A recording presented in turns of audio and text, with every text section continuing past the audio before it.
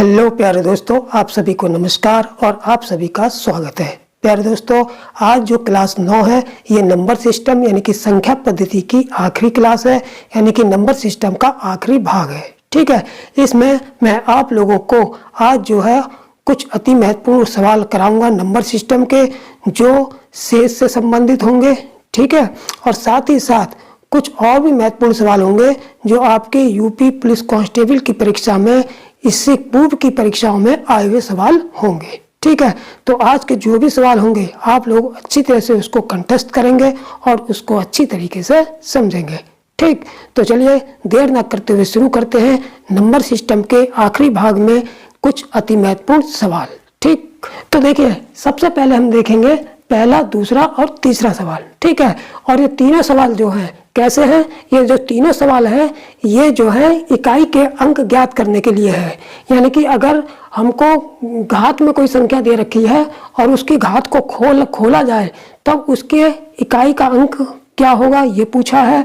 अगर जैसे यहाँ पर 182 की घात 53 गुणा 423 की घात 72 है, जब इसको खोलेंगे यानी कि जब इसको खोल के और गुणा करेंगे तो जो संख्या आएगी उसमें इकाई का अंक हमसे पूछा है। ठीक है, इसी तरह से ये 19 की पावर 144 है, इसे जब खोलेंगे तो इसमें इकाई का अंक क्या आएगा। इसी प्रकार जो एक तीसरा सवाल है, इसमें इतनी बड़ी गुणा दे रखी है और इतनी बड़ी गुणा करने के बाद जो गुणनफल आएगा तो उसमें इकाई का अंक क्या आएगा, ये हमसे पूछा है। ठीक, तो देखिए इसके कुछ नियम हैं वो आप लोगों को याद ही होंगे।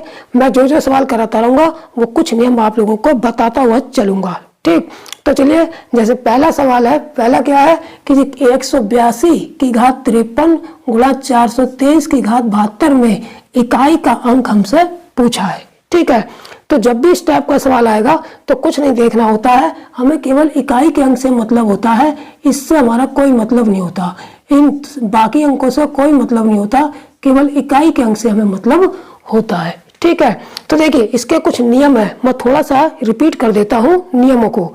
नियम क्या होते हैं, नियम ये होते हैं कि जैसे अगर यहाँ पर इकाई का अंक अगर 0, 1, 5 और 6 है, तब इन अगर इकाई का अंक इन अंकों में से कोई सा भी है तो घात चाहे सम हो, विषम हो या कोई सी भी घात हो, हमेशा इकाई का अंक ये ही आएगा। अगर यहाँ पर 0, 1, 5, 6 है तो। ठीक है, दूसरा केस है अगर इकाई का अंक यहाँ पर अगर 4 है, इकाई का अंक अगर यहाँ पर 4 है तो अगर सम संख्या है तो इकाई का अंक जो है 6 आएगा। अगर घात कैसी है, सम संख्या है, अगर यहाँ पर 4 होता और यहाँ पर घात जो है सम संख्या होती तो इकाई का अंक कितना आता, 4 चौक 16, यानी कि इकाई का अंक 6 आता। अगर यहाँ पर घात 4 है और ये जो घात है विषम संख्या है, तब जो है इकाई का अंक क्या आएगा, तब हमारा इकाई का अंक 4 आएगा। ठीक है, यानी कि यहाँ पर अगर संख्या 4 होती है तो सम होने पर कितना आता है, इकाई का अंक 6, और विषम होने पर इकाई का अंक कितना आता, 4। ठीक है, इसी प्रकार अगर यहाँ पर 9 होता, अगर यहाँ पर कितना होता, 9 होता, इकाई का अंक यहाँ पर संख्या 9 होती तो हम क्या करते, अगर यहाँ पर घात सम होती, अगर यहाँ पर घात सम होती तो इकाई का अंक कितना आता, 1 आता। और घात अगर विषम होती यानी कि सम होने पर, घात सम होने पर इकाई का अंक 1 और घात विषम होने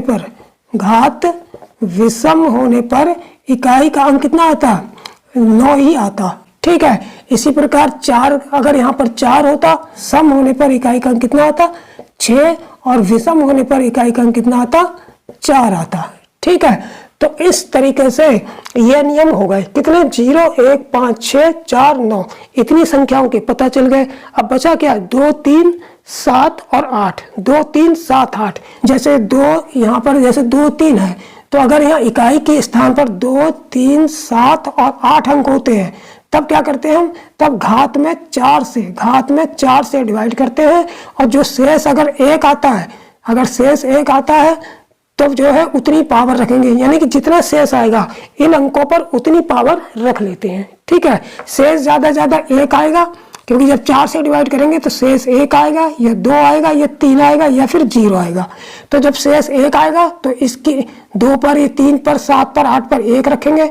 अगर शेष 2 आएगा तो 2 पर, 3 पर, 7 पर, 8 पर 2 पावर रख के खोल के जो इकाई का अंक होगा वो निकाल लेंगे।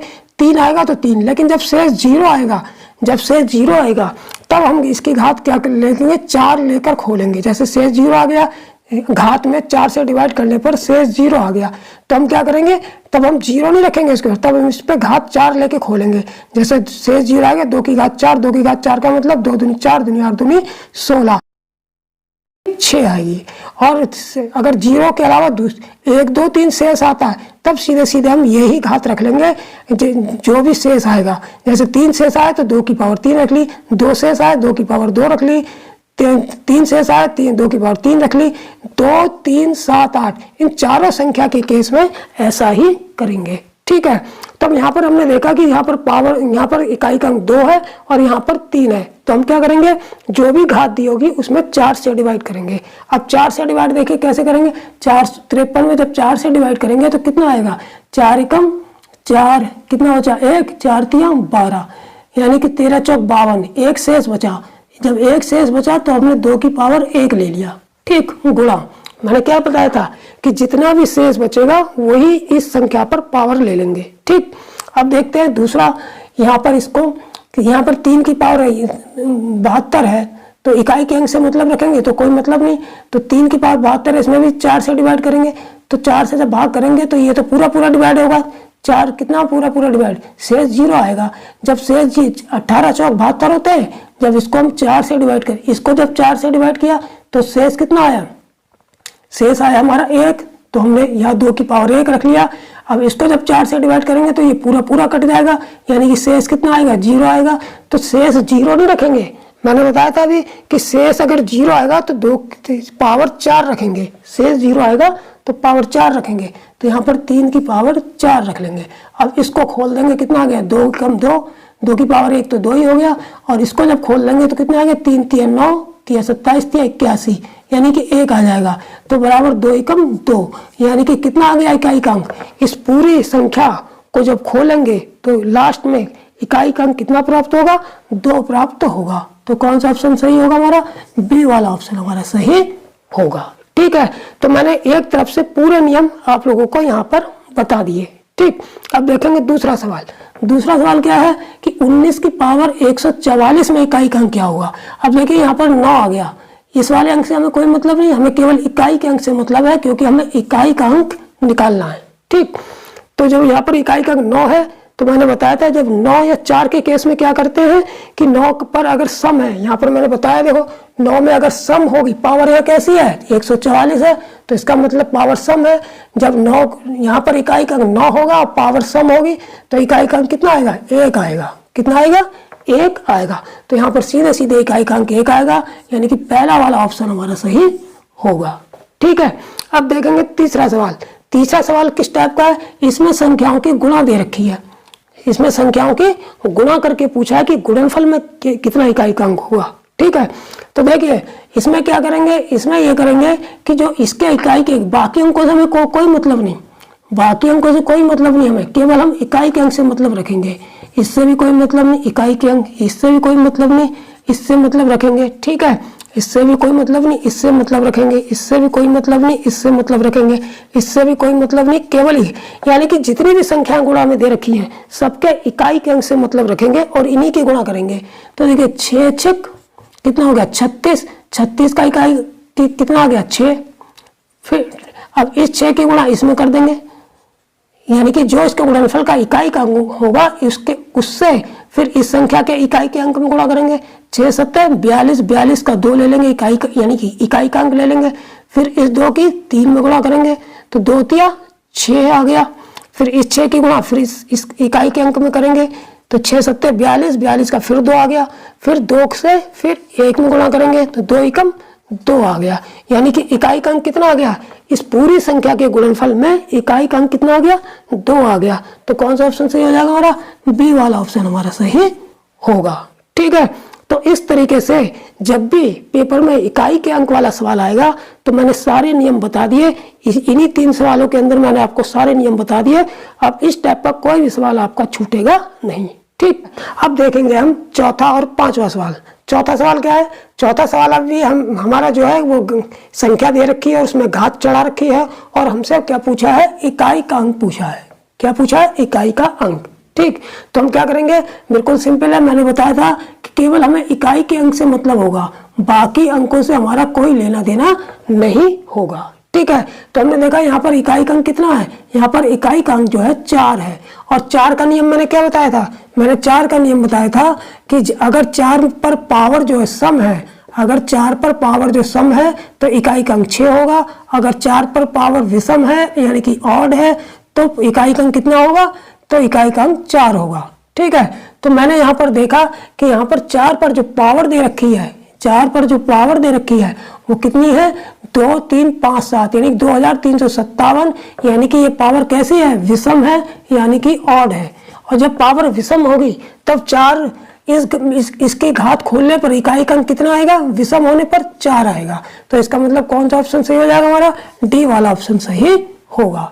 यानी कि ये 4 पर जो भी घात लगी है अगर विषम है तो इकाई का अंक जो है कितना आएगा, 4 आएगा, और सम है तो कितना आएगा, 6 आएगा। ठीक, तो कौन सा ऑप्शन हमारा सही हो गया, डी वाला ऑप्शन सही हुआ। ठीक, अब देखेंगे हम पांचवा सवाल। पांचवें सवाल को थोड़ा सा ध्यान से देखेंगे। क्या, देखिए इसमें पूछा है कि यदि 11 अंकों की संख्या, 11 अंकों की संख्या दे रखी है हमें, 5 6 7 8, ये पी दे रखा है, यहाँ पर अंक नहीं दे रखा है, अंक को हटा के पी कर दिया है। फिर 4 3 2 6 7, यहाँ पर भी अंक को हटा के क्यू कर दिया है, यहाँ पर पी कर दिया, यहाँ पर क्यू कर दिया, और हमसे ये वाली वैल्यू पूछी है।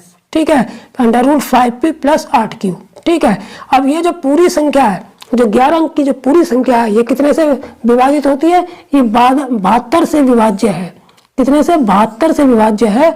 तो हमें p और q के मान निकालने हैं और इसमें रखकर इसकी वैल्यू निकालनी है। ठीक, तो देखिए हमारे पास क्या है, क्या अंक है, 5 है, 6 5 6 7 8 7 8, इसके बाद P4, इसके बाद 326 हो गया, 3 से P4 326, 7Q।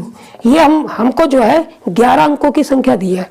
अब ये किससे डिवाइड है, ये जो है 72 से डिवाइड है। किससे डिवाइड है, 72 से डिवाइड है। जब 72 से डिवाइड है इसका मतलब ये संख्या 8 से भी विभाजित होगी और 9 से भी विभाजित होगी, क्योंकि 8 और 9 दोनों संख्या ऐसी है जो 72 के गुणनफल है, यानी कि 72 के फैक्टर हैं, और दोनों ही कैसे हैं, को प्राइम नंबर है, यानी कि दोनों कैसी संख्याएं हैं, सहअभाज्य संख्याएं हैं दोनों, और साथ ही साथ इस 72 के जो है फैक्टर है यानी कि गुणनखंड है। इसलिए जो है अगर ये संख्या हमें 72 से विभाजित होती हुई बताई है तो ये संख्या जो है 8 से और 9 से भी विभाजित होगी, और इसी नियम का सहारा लेकर हम P और Q की वैल्यू निकालेंगे। ठीक, तो सबसे पहले हम 8 से चेक करेंगे।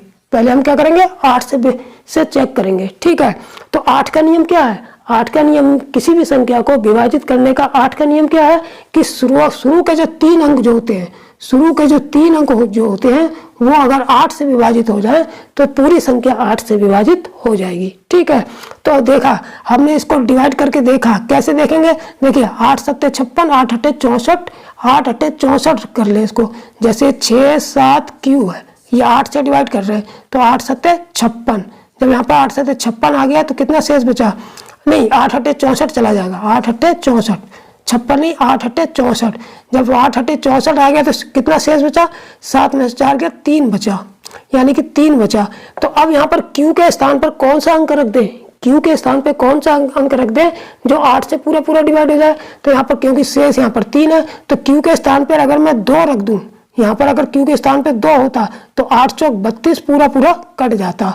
ठीक है, तो इसका मतलब Q के स्थान पर कितना होना चाहिए, Q के स्थान पर 2 होना चाहिए। ठीक है, तो यहाँ पर Q के स्थान पर हम क्या ले लेंगे, Q के स्थान पर हम ले लेंगे यहाँ पर 2, Q के स्थान पर हम क्या करेंगे, 2 ले लेंगे। ठीक, तो हमें 8 की सहायता से ये Q की वैल्यू पता चल गई। अब हम देखेंगे 9 से विभाजित होने का नियम, 9 से विभाजित, क्योंकि ये संख्या 9 से भी पूरी विभाजित होगी तो अब इसका सहारा लेंगे। तो 9 से विभाजित होने का नियम क्या है कि सभी अंकों का योग, यानी कि जितने भी अंक है इन सभी का योग जो है अगर 9 से विभाजित हो जाता है तो ये पूरी संख्या 9 से भी विभाजित होगी। ठीक है, लेकिन ये हमको तो सवाल में ही दे रखा है कि 9 से भी विभाजित होती है, क्यों, जब 72 से विभाजित है तो 8 से भी विभाजित होगी और 9 से भी विभाजित होगी। तो 9 का नियम हम यहाँ पर लगाएंगे, सारी संख्याओं को जोड़ लेंगे। देखिए 5 6 11, 5 6 11, 7 18, 8 26, 26 4 30, 26 4 30, 3 33, 2 35, 6 41, 2 43 और 7 50, यानी कि 50 आ गया। इन संख्याओं का योग 50 आ गया। लेकिन हमें डिवाइड कितने से करना है? हमें डिवाइड 9 से करना है। तो 50 में कितना जोड़ दें कि 9 से डिवाइड हो जाए? 50 के बाद कौन सी संख्या होगी जो 9 से डिवाइड होगी? वो संख्या होगी हमारी 54। 54 होगी। इसका मतलब 50 में 4 और जोड़ना पड़ेगा। तो हमने p को छोड़ दिया था, p को छोड़ के बाकी अंकों का योग था ये, p को छोड़ के बाकी को, तो p के स्थान पे जो हमें 4 जोड़ा जाएगा ये p के स्थान पे रखना पड़ेगा। इसका मतलब हमें p का मान पता चल गया। p को हटा के यहाँ पर कितना करना पड़ेगा? 4 करना पड़ेगा। ठीक है, तब ये संख्या जो है पूरी कितनी किससे विभाजित हो जाएगी? तब ये 9 से विभाजित हो जाएगी। ठीक है, तो यहाँ पर ये p की वैल्यू प्राप्त हुई, ये हमारी q की वैल्यू प्राप्त हुई। अब इसमें रख के हमें इसकी वैल्यू निकाल लेंगे। ठीक है, तो देखिए 5 गुणा p की वैल्यू कितनी है? 4 प्लस 8 गुणा q की वैल्यू कितनी आई? 2। ठीक, तो कितना आ गया हमारा? 5 चौक 20 प्लस 8 दूनी 16, यानी कि √36 यानी कि 6, यानी कि इसकी वैल्यू कितनी आ गई? 6 आ गई। ठीक, तो कौन सा ऑप्शन सही हो जाएगा? बी वाला ऑप्शन हमारा सही होगा। ठीक, अब देखते हैं हम छठा और सातवां सवाल। छठा सवाल क्या है? छठा सवाल है हमारा कि 1708 में किस न्यूनतम संख्या को घटाया जाए ताकि प्राप्त संख्या 13 से विभाज्य हो। यानी कि कोई हमको संख्या दे रखी है और उस संख्या में कम से कम यानी कि छोटी से छोटी कौन सी संख्या को घटा दें और जो प्राप्त संख्या आए तो वो 13 से पूरी तरह विभाजित हो। ठीक है, तो हम क्या करेंगे? इस सवाल को करने के लिए हम इस संख्या में 13 से डिवाइड करेंगे, 13 से डिवाइड कर देंगे। ठीक है, 1708 में 13 से डिवाइड करके देखेंगे 13 कितना आ जाएगा? 13 13 एकम 13 हो गया, 7 में 3 गया 4, 0 13 तिया 39 हो गया, 10 में से हो गया 1, ऊपर से 8 18, 13 एकम 13, 8 में से 3 गया 5। यानी कि हम क्या करेंगे इस सवाल को हल करने के लिए कि जो 13 से विभाज्य दे रखी है और हमें कम से कम कोई छोटी से छोटी संख्या घटाने के लिए कहा जाए कि इस संख्या में छोटी से छोटी संख्या कौन सी घटाई जाए ताकि ये 13 से विभाजित हो। इसका मतलब कोई छोटी से छोटी संख्या इसमें ऐसी जुड़ी हुई है जो लास्ट में शेष बचेगी, बस उसी को घटाना है। ठीक है, तो लास्ट में शेष कितना बचा? लास्ट में 5 बचा। यानी कि अगर 5 यहाँ पर कम होता, यानी कि अगर यहाँ पर 5 कम होता तो ये संख्या 13 से पूरी विभाजित हो जाती। इसका मतलब जो है हमें कौन सी संख्या घटानी पड़ेगी? कितनी घटानी पड़ेगी? यही शेष जो बचेगा वही घटाना पड़ेगा। तो इस तरीके से जो है हमारा कौन सा ऑप्शन सही हो जाएगा? हमारा पहला वाला ऑप्शन हमारा सही होगा। ठीक है, यानी कि जब भी कोई संख्या देंगे और हमसे पूछेंगे किस छोटी से छोटी संख्या को इसमें से घटाया जाए जो दी गई संख्या से विभाजित हो, तो दी गई संख्या से इसमें डिवाइड करेंगे और जो लास्ट में जो शेष बचेगा उतना ही घटाया जाएगा, यानी कि जो लास्ट में शेष बचेगा वही आंसर होगा। ठीक, अब देखेंगे सातवां सवाल। सातवां सवाल क्या है कि 1560 में किस न्यूनतम संख्या को जोड़ा जाए ताकि प्राप्त संख्या 18 से विभाज्य हो। तरीका इसका यही रहेगा, भाग करने वाला, लेकिन जोड़ने वाले केस में थोड़ा सा अलग करना पड़ेगा। वो क्या करना पड़ेगा देखेंगे। ठीक, देखिए 18 से इसको विभाजित करेंगे 1560 को, तो कितनी बार चला जाएगा? 18 8 144, 18 8 144, 6 में से 4 गया 2, 5 में 4 गया 1, 0 बढ़ा दिया। ठीक, कितनी बार चला जाएगा? 18 7 126, 18 से 18 छिक चला जाएगा, 18 छिक 108, 10 में से 8 गया 2 या 1, यानी कि 12 आ गया।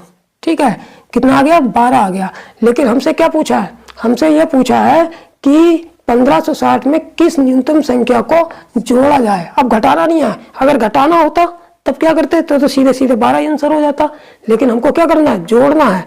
तो जो इसमें कितना जोड़ दें? जैसे यहाँ पर 12 आया तो यहाँ पर इसमें कितना होता कि जो 18 से एक कम से कम एक बार तो चला जाता। तो हमने देखा यहाँ पर अगर 6 और जोड़ देते इसमें तो 12 6 18 हो जाता और 18 कम 18 तो संख्या पूरी विभाजित हो जाती। इसका मतलब जो है 6 जोड़ने पर ये संख्या पूरी विभाजित होगी 18 से। ठीक, लेकिन इसका पता कैसे करेंगे? ये तो डायरेक्ट ऐसे ही पता चल जाएगा, हम शेष देख के ही पता कर लेंगे। ठीक है, और बाई चांस शेष देख के नहीं भी पता कर पाए, कभी कभी जल्दी हो हम नहीं उतना सोच पाए, तो क्या करना पड़ेगा? सीधा मेथड यह है, इसी में से इस शेष को घटा देंगे। तो 18 में से 12 गए, सीधे 6 आ गया, यानी कि संख्या को 6 को जोड़ना पड़ेगा। ठीक है, तो 18 में से 12 गया कितना? 6 बचा, यानी कि 6 जोड़ना पड़ेगा। ठीक, तो कौन सा ऑप्शन सही हो जाएगा? बी वाला ऑप्शन हमारा सही होगा। ठीक, अब देखेंगे हम 8वां, 9वां और 10वां सवाल। 8वां सवाल क्या है? 8वां सवाल है कि 3 की पावर 50 का 3 गुना, 3 की पावर 50 का 3 गुना होगा।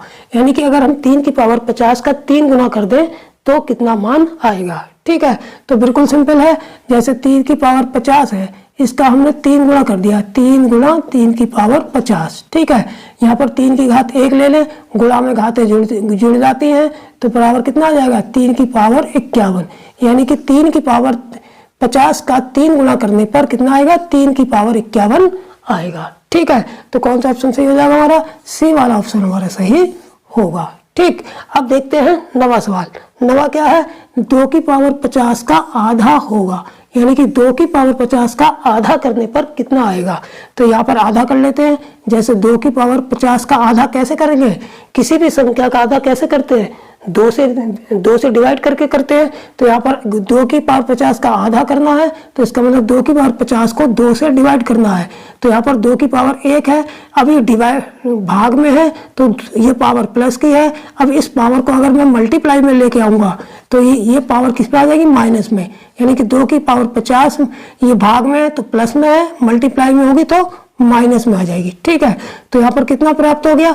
50 गुणा में घातें जुड़ती हैं तो 50 में से माइनस का 1 चला गया, यानी 50 में -1 जोड़ेंगे, यानी कि 50 में से 1 घटाएंगे तो कितना आ जाएगा? 2 की पावर 49 आ जाएगा। ठीक है, तो इसका मतलब 2 की पावर 50 का आधा करने पर कितना आएगा? 2 की पावर 49 आएगा। ठीक, तो कौन सा ऑप्शन सही हो जाएगा हमारा? बी वाला ऑप्शन हमारा सही होगा। ठीक है, अब देख लेते हैं 10वां सवाल। 10वां सवाल क्या है कि x के किस मान के लिए, यानी कि x के किस मान के लिए 25 की पावर x माइनस 1 13 से पूर्णतः विभाजित होगा। ठीक है, यानी कि x के किस मान के लिए का मतलब यह है कि x का मान यहाँ पर 25 की पावर जो x दे रखी है, इस x का मान सम रखेंगे, विषम रखेंगे, सम और विषम दोनों रख सकते हैं, यह केवल अभाज्य संख्या रखेंगे, तब जो है ये संख्या जो है 13 से पूर्णतः विभाजित होगी। तो इनमें से कौन सा ऑप्शन सही होगा उसको यहाँ पर x की वैल्यू रखेंगे।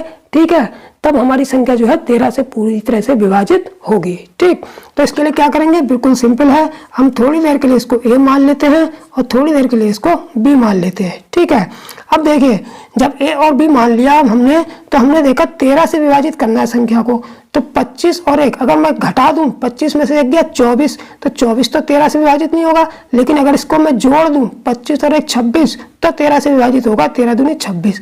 इसका मतलब a प्लस बी करने पर जो है वो 13 से विभाजित हो रहा है, यानी कि a प्लस बी यानी कि 25 प्लस 1 बराबर 26।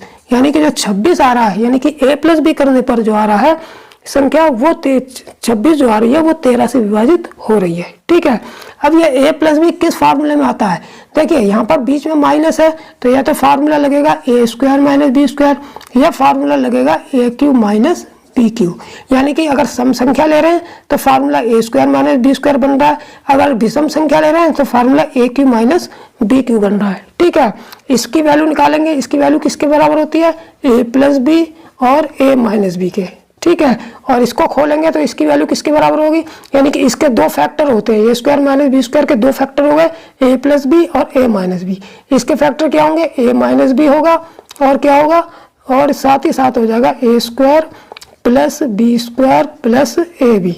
ठीक है, तो हमने यहाँ पर देखा कि a प्लस बी यानी कि जिस जोड़ने पर जो संख्या विभाजित हो रही है 13 से, यह किस में आ रहा है? यानी कि कौन से गुणनखंड में आ रहा है? हमने देखा इसमें आ रहा है, सम संख्या वाले में आ रहा है, यानी कि a square minus B square वाले में आ रहा है, विषम घात वाले में नहीं है। ठीक है, तो केवल सम घात वाले में a प्लस बी है, यानी कि जोड़ना जो दिखाया गया है वो केवल सम घात वाले में दिखाया गया है, और जोड़ने पे ही संख्या 13 से विभाजित हो रही है। इसका मतलब a प्लस बी यानी कि सम संख्या रखने पर ही ये संख्या 13 से विभाजित होगी, क्योंकि सम संख्या वाली घात में ही जो है a प्लस बी यानी कि जोड़ना आ रहा है, विषम वाली में जोड़ना नहीं आ रहा है। ठीक है, तो इस तरीके से केवल जोड़ने से ये संख्या विभाजित हो रही है, और जोड़ना किस में आ रहा है? सम घात वाले फैक्टर में आ रहा है। ठीक, तो इस तरीके से 25 की घात x माइनस 1 जो है वो x की वैल्यू कितनी रखनी पड़ेगी?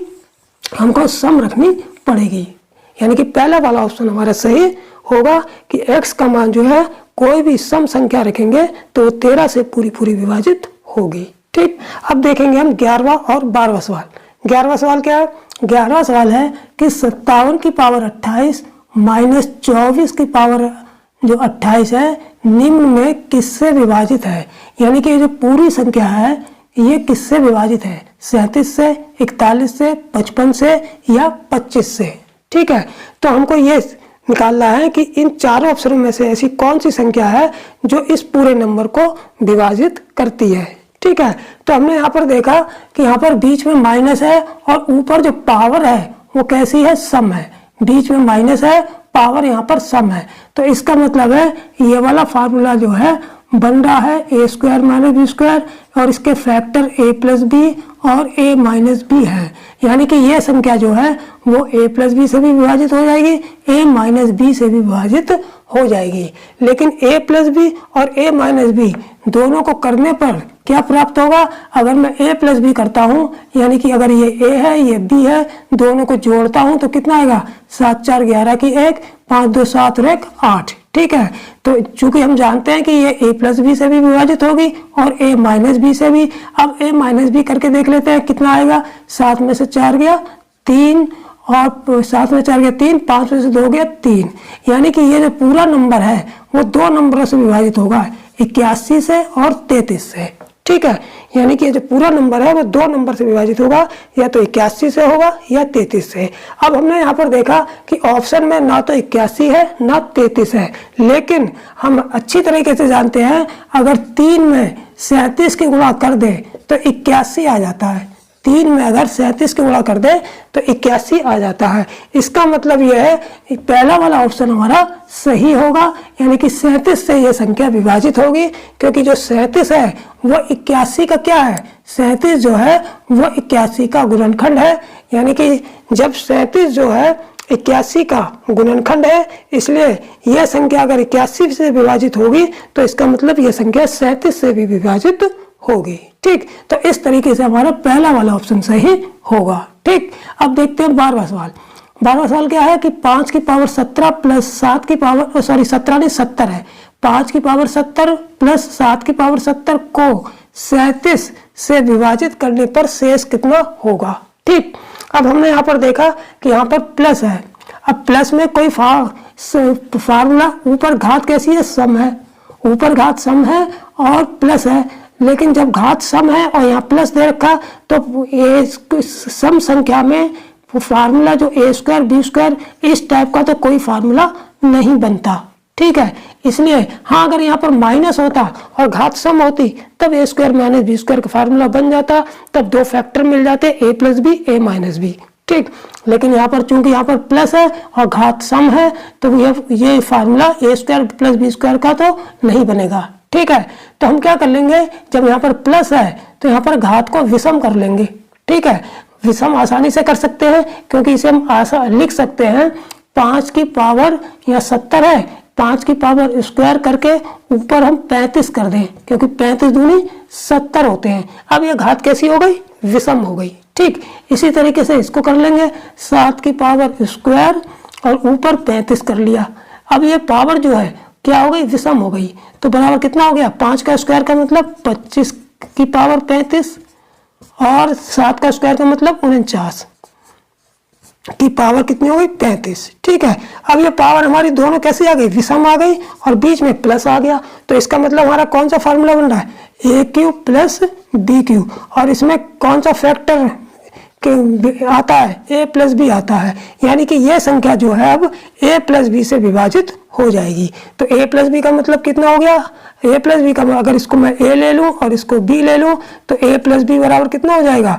ए प्लस बी बराबर हो जाएगा 25 प्लस 49, यानी कि 9 5 14 की 4, 9 5 14 की 4, 4 2 6 1 7, 74 से, यानी कि 74 से ये संख्या पूरी पूरी विभाजित होगी जो हमको दे रखी है। ठीक है, लेकिन हमसे क्या पूछा है? हमसे पूछा है 37 से विभाजित करने पर शेष कितना होगा। ठीक है, तो 37 से विभाजित करने पर शेष कितना होगा ये हमसे पूछा है, और हमने पता कर लिया कि ये संख्या 74 से पूरी पूरी विभाजित होगी, यानी कि 74 से पूरी पूरी विभाजित का मतलब शेष 0 आएगा। ठीक है। लेकिन चूंकि 37 का अगर हम दुगना कर दें, 37 का दुगना कर दें तो 74 आ जाता है। इसका मतलब जो है कि अगर ये संख्या 74 से विभाजित हो रही है, ये संख्या जो है 74 से विभाजित हो रही है, तो वो 37 से भी विभाजित होगी, क्योंकि 37 जो है 74 का एक गुणनखंड है, फैक्टर है। ठीक है, तो इसका मतलब ये संख्या 37 से भी विभाजित होगी, और जब 37 से भी विभाजित होगी तो शेष कितना आएगा? शेष 0 आएगा। ठीक, तो कौन सा ऑप्शन सही हो जाएगा हमारा? बी वाला ऑप्शन हमारा सही होगा। ठीक, तो इस तरीके से कभी कभी फार्मूले को हमें यानी कि घात को हमें सम से विषम भी बनाना पड़ जाता है। जैसी सिचुएशन होती है, अगर यहाँ पर फार्मूला a प्लस ए की विषम घात वाला बन रहा है तो हम घात को विषम कर लेंगे, अगर सम घात वाला बन रहा है तो घात को सम कर लेंगे। ठीक, अब देखेंगे हम 13वां और 14वां सवाल। 13वां सवाल क्या है? 13वां सवाल है कि 17 की पावर 23, 46 की पावर 23 और 29 की पावर 23 यानी कि इस पूरी संख्या को 23 से भाग करने पर कितना शेष होगा, ये हमसे पूछा है। ठीक है, यानी कि कहने का मतलब है इस पूरी संख्या को जब हम 23 से भाग करेंगे तो शेष कितना आएगा। ठीक, तो देखिए अगर हम इसको यानी कि 17 की पावर 23 प्लस 46 की पावर 23 प्लस 29 की पावर 23, इसको जब कितने से डिवाइड करते हैं? 23 से डिवाइड करते हैं, तो हम ये देखते हैं कि जो बीच वाली संख्या है ये तो पूरी विभाजित हो रही है 23 से।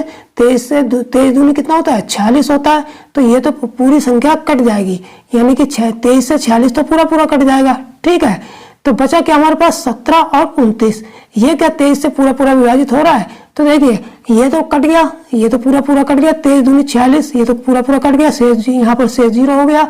बचा क्या हमारे पास? 17 और 29, यानी कि 17 की पावर 23 प्लस 29 की पावर 23 बटे 23। अब इस बची हुई संख्या को हमें 23 से विभाजित करना है। ठीक है, तो क्या ये 23 से विभाजित हो रही है? ये देखेंगे। तो देखिए यहाँ पर जो फार्मूला बन रहा है, यानी कि जब भी घात विषम हो और बीच में यहाँ पर प्लस का निशान लगा हो, यानी कि जैसे अगर यहाँ पर घात विषम है और बीच में प्लस का निशान है, यानी कि अगर ए क्यू प्लस बी क्यू, एक घात विषम हो गई, 3 हो गई, बीच में प्लस का निशान है, तो ये सदैव a प्लस बी से विभाजित होगी। ठीक है, कितने से विभाजित होगी? a प्लस बी से विभाजित होगी। तो हम यहाँ देखेंगे कि ये जो 23 है क्या a प्लस बी के बराबर है? ये जो 23 है ये a प्लस बी का फैक्टर है। अगर ये 23 a प्लस बी का फैक्टर है, ये a प्लस बी के बराबर है, तो इसका मतलब ये 23 से विभाजित होगी। ठीक है, अब a प्लस बी कैसे ज्ञात करेंगे? हमने इसको a ले लिया था, इसको b ले लिया था, तभी तो a की घात विषम, b की घात भी विषम, यहाँ भी a की घात विषम, b की घात विषम। ठीक, तो अब इसको जोड़ लेंगे तो 17 9 कितना हो गया? 17 और 29 अगर हम जोड़ेंगे तो कितना आएगा? 9 7 16 की 6, 2 3 4 46 आ रहा है। ठीक है, तो इसका मतलब जो a प्लस बी आया है, यानी कि a प्लस बी की जो वैल्यू आई है 46, ये जो है किसका मल्टीपल है? ये 23 का मल्टीपल है, यानी कि 23 जो है इसका गुणनखंड है, यानी कि जो ये 23 है ये 46 का फैक्टर है, 46 का गुणनखंड है। इसका मतलब ये है कि अगर ये संख्या 46 से विभाजित होती है तो ये संख्या 23 से भी विभाजित होगी, और जब 23 से विभाजित होगी तो इसका मतलब ये होगा कि शेष कितना आएगा? शेष हमारा 0 आ जाएगा। शेष हमारा कितना आएगा? 0 आ जाएगा। ठीक है, तो कौन सा ऑप्शन सही हो जाएगा हमारा? पहला वाला ऑप्शन हमारा सही होगा। ठीक है, तो इस तरीके से सूत्र की सहायता से यानी कि नियम की सहायता से हम आसानी से इसको निकाल लेंगे। ठीक है, जब a प्लस बी से पूरी विभाजित होगी तो इसका मतलब 46 से भी पूरी विभाजित होगी, लेकिन चूंकि यहाँ पर 23 दे रखा है तो हम ये कैसे पता करेंगे कि 23 से विभाजित होगी? चूंकि जो 23 है इस 46 का क्या है? फैक्टर है, यानी कि जो 46 है वो 23 का मल्टीपल है। इसका मतलब यह है ये संख्या 23 से भी पूरी विभाजित होगी, और जब पूरी विभाजित होगी तो शेष कितना आएगा? 0 आएगा। ठीक, तो इस तरीके से पहला वाला ऑप्शन सही होगा। अब देखेंगे 14वां सवाल। 4 की पावर 35, 7 की पावर 55 और गुणा 11 की पावर 30, ठीक है, में कुल कितने अभाज्य गुणनखंड यानी कि प्राइम फैक्टर हैं? अब हमसे कुल प्राइम फैक्टर की संख्या पूछी है, कुल प्राइम फैक्टर की संख्या पूछी है। तो यहाँ पर हमने देखा कि दो संख्या है, एक तो 7 और 11, ये तो प्राइम नंबर है, लेकिन जो 4 है ये प्राइम नंबर दिए, ये कैसा नंबर है, ये कंपोजिट नंबर है, ठीक है। तो इसको भी हम क्या करेंगे, प्राइम नंबर में चेंज कर लेंगे, ठीक। तो जैसे यहाँ पर हमको 4 की पावर 35 दे रखी है, 4 की पावर 35, तो इसको हम प्राइम नंबर में चेंज कर सकते हैं। कैसे, 4 को हम लिख सकते हैं 2 की पावर 2 और होल पावर 35 हो गई, ठीक है। 4 को हमने लिख लिया 2 की पावर 2 होल पावर 35 हो गई। जब इसको खोलेंगे तो 35 और 2 की मल्टीप्लाई हो जाएगी, घात की मल्टीप्लाई हो जाएगी, 35 दूनी 70 आ गया, यानी 2 की पावर 70। अब यहाँ पर आ गया हमारा 2 की पावर 70 आ गया, ठीक है। अब ये 2 भी प्राइम नंबर हो गया, 7 भी प्राइम नंबर हो गया और 11 भी प्राइम नंबर हो गया। अब इनके टोटल फैक्टर यानी कि गुणनखंडों की संख्या कैसे निकालेंगे, इन सभी घातों को जोड़ देंगे, यानी कि 70, 55 और 30 को जोड़ देंगे। तो 70 + 55 + 30, ये इनकी घातों को जोड़ देंगे, कितना आ जाएगा, 70 और 30 100 और 55 155, यानी कि टोटल प्राइम फैक्टर कितने होंगे, 155 होंगे, ठीक। तो कौन सा ऑप्शन सही हो जाएगा हमारा, सी वाला ऑप्शन हमारा सही होगा, ठीक है। अब देखेंगे हम 14वां और 15वां सवाल। 14वां सवाल क्या है, 14वां सवाल है हमारा कि यदि 2 पूर्णांकों का गुणनफल, यानी कि 2 पूर्णांकों का गुणनफल 64 दे रखा हमको, ठीक है, तो उन पूर्णांकों का न्यूनतम योग क्या होगा, ठीक है। यानी कि हमको गुणनफल दे रखा है कितना, 64 दे रखा है, कितना दे रखा है, 64 दे रखा है, ठीक है।